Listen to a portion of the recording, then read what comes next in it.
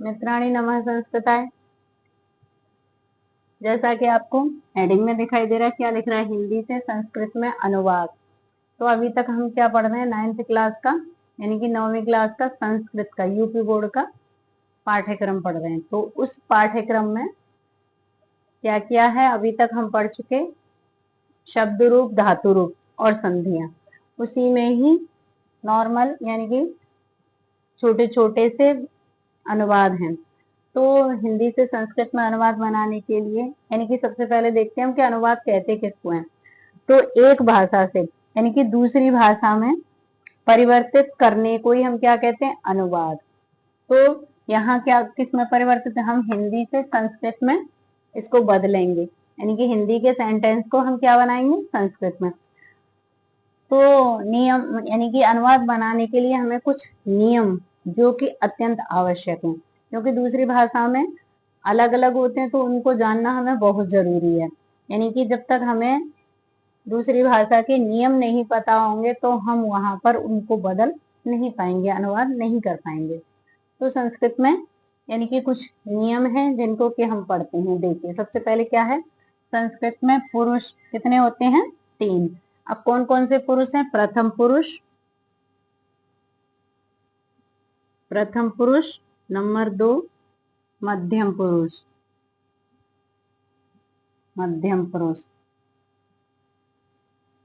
Number 3 उत्तम पुरुष।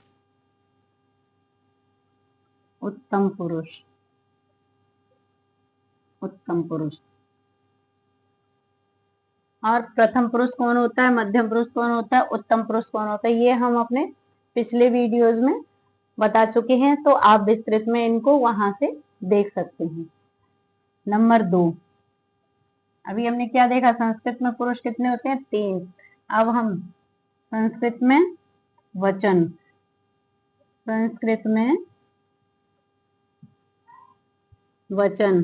भी कितने होते हैं, 3। कितने होते हैं, 3 होते हैं।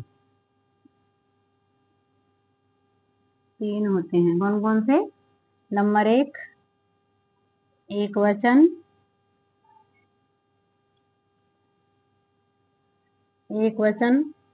नंबर 2 द्विवचन,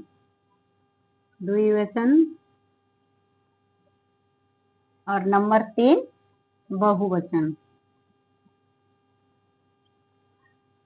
बहुवचन। ठीक है।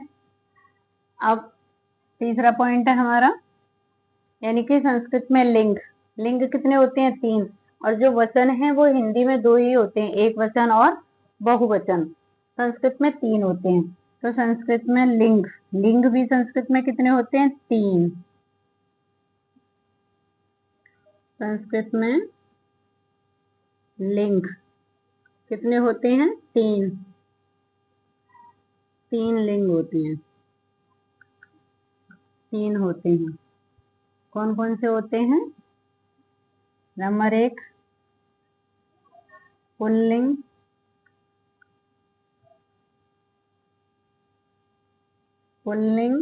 नंबर 2 स्त्रीलिंग,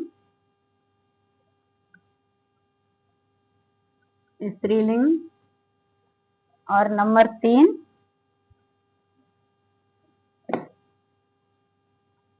स्त्रीलिंग, नंबर 3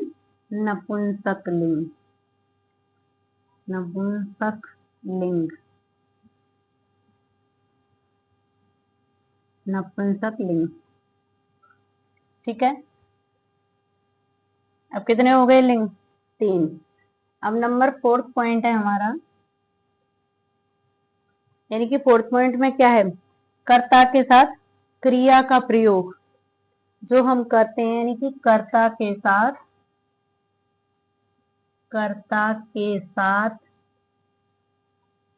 क्रिया का प्रयोग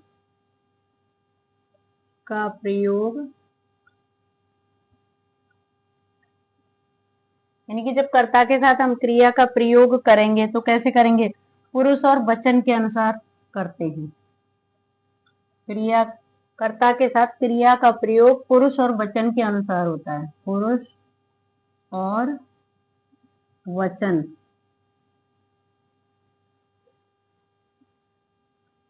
के अनुसार होता है।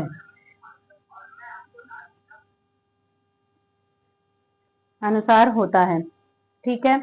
अब जैसे हमने लिखा है यहाँ पर राम पढ़ता है, क्या लिखा हमने? राम पढ़ता है। ये हमारा क्या है? उदाहरण है इनके, राम पढ़ता है। तो राम हमारा क्या है? कर्ता, और कर्ता क्या है?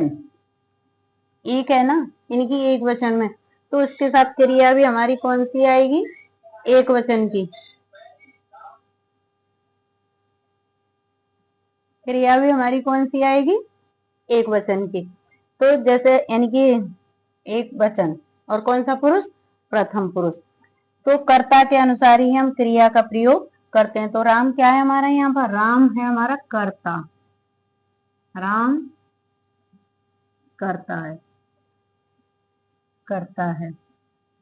और क्रिया क्या है? पढ़ना, यानी कि पढ़ता है, पढ़ता है। तो राम हमारा क्या? एक वचन का। राम क्या है हमारा? एक वचन। राम एक वचन है, एक वचन है, इसलिए क्रिया भी, इसलिए क्रिया भी किसकी आएगी? यानी कि एक वचन और वर्तमान काल। क्रिया भी प्रथम पुरुष, प्रथम पुरुष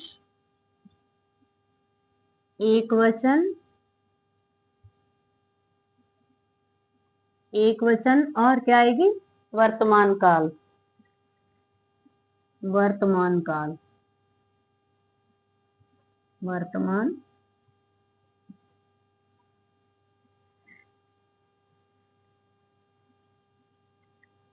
प्रथम पुरुष एक वचन वर्तमान काल की आएगी, आएगी। यानी कि जिसमें हमारा, जहां हमारा कर्ता एक वचन का है तो हमारी क्रिया भी कौन सी आएगी? एक वचन की आएगी। और उसी के अनुसार, यानी कि एक वचन तो कौन सा? एक वचन, यानी कि कर्ता क्या है? अकेला है, तो इसलिए हमारी क्या आएगी? प्रथम पुरुष और एक वचन, यानी कि कर्ता जिस वचन में जितने होंगे उसी प्रकार से क्रिया भी हमारी उतनी ही आएगी। यानी कि कर्ता एक वचन का है तो क्रिया भी हमारी एक वचन, यानी कि प्रथम पुरुष एक वचन की क्रिया हमारी आएगी। उसके बाद आगे है, यानी कि कितने पॉइंट हो गए हमारे? चार, चार पॉइंट हो गए। अब फिफ्थ पॉइंट में क्या है? यानी कि संस्कृत में क्या होते हैं? लकार। क्या होते हैं? लकार। तो संस्कृत में वैसे तो कितने? 10 लकार होते हैं। कितने होते हैं? 10। लेकिन जो हिंदी वाले बच्चे हैं उनके लिए केवल ओनली कितने याद करने होते हैं? 5। तो संस्कृत में कितने लकार हुए? हमें 5 लकारों का पता होना चाहिए कि कौन सा लकार कौन से काल में प्रयोग होता है। 5 लकार, ठीक है।